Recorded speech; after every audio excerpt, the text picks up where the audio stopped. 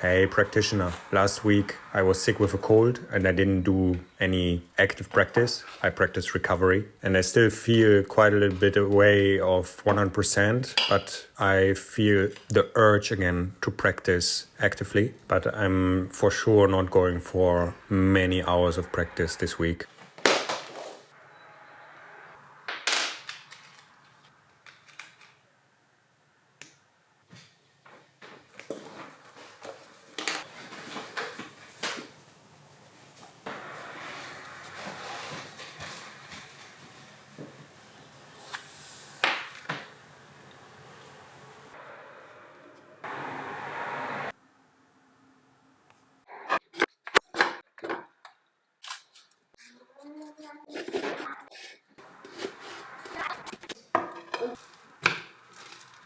There's a reason why I show this cooking. When you have kids, when you have a family, you don't always feel you have time for doing very elaborate cooking, so you tend to go more towards convenience. Like instead of buying the fresh vegetables, you buy the pre-cut frozen stuff and so on. And I recently felt I got very sensitive to all sorts of food products. I get very sensitive to any milk stuff added, like, you know, when you look on the back and you see, there's not like whole milk added or something like this, but there's this part of the milk or this part of the milk, and you have all the sugar added into stuff. And in general, if you start to buy food products, it's very often like such a variety of things, and you don't know like your reactions to the food when you live like in presence, like, and you feel, okay, now I feel like this after I ate. And it's then hard to figure out, what made me feel which, like, okay, you have the whole package, but is there certain ingredients that create certain states? But I have a real nemesis, and the nemesis is ascorbic acid, so vitamin C that they add for antioxidative stuff. I can literally like feel in my stomach after I ate something where vitamin C is added. And when the dose is too high, I won't be able to sleep for a night. Like this, the cramps will be so strong, it will be like, only with some, I don't know, stomach pills or something like this. But it's really annoying. So I don't want to eat food products because all of this stuff feels like not good. But I'm also not going to cook 5-star menus here. So I thought to myself, how can I reduce the amount of thinking that I put into cooking? And I don't want to eat the same all the time. Like I don't want to eat every day or every week like in this cycle. So I thought, all right, I will cook with 45 ingredients. And like this, I have something very concrete to cling to. And very often will be piece of meat and then 3 to 4 different vegetables or some rice, potatoes, or some fruits. Simple but effective for the mind, and I will include this little bit into this log showing you how I prepare these meals.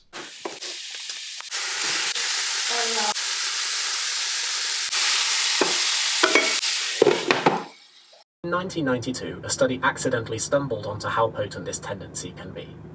By giving people unlimited access to a vending machine with a lot of choices, their food intake increased dramatically. I went to meet Mariana and my student Moritz in the park and we trained together. I did my thing very relaxed. What I do here is moving with the impulses that happen within me. I feel like a movement is starting or a certain idea is starting and I follow it. It's very momentarily in a sense. Like I don't try to go anywhere. I don't try to achieve anything. It's like, this feels at the moment. I feel that.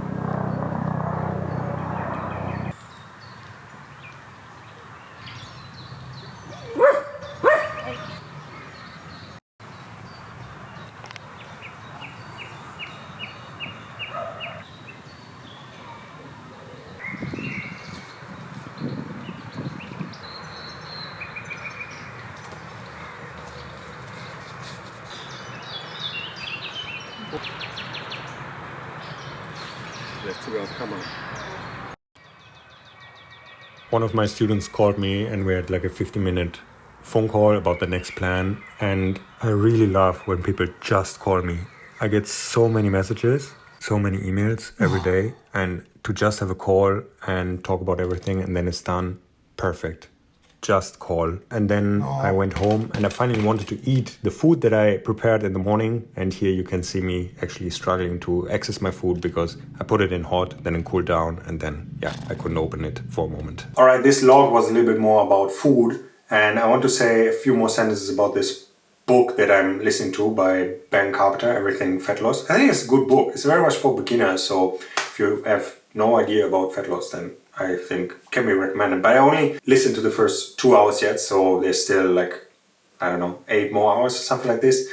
But what I really liked about the session that I just listened to is that he talks about the importance of your environment. So there's one rule, and this I learned from Precision Nutrition. The rule is everything that's there in your house that is edible, it will be eaten at some point. So if you want to live very healthy, if you want to lose weight or something like this, don't have the foods in your house that promote that you eat more or that you eat unhealthy. So that was a good reminder. And another thing is to realize that the satiety that you feel varies depending on the food. No, like we say sometimes, I'm full, but then you anyway eat some dessert. And eating and binge eating is very connected to your emotions, to what kind of relationship do you have with eating.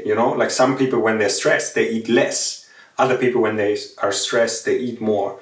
So like everything, finding out about your nutrition and how you eat is very much about finding yourself, understanding yourself. It's like being productive. I always say, when I teach people how to be productive, I tell them being productive, inquiring into productivity is inquiring into the self. Who are you? All right, see you in the next vlog.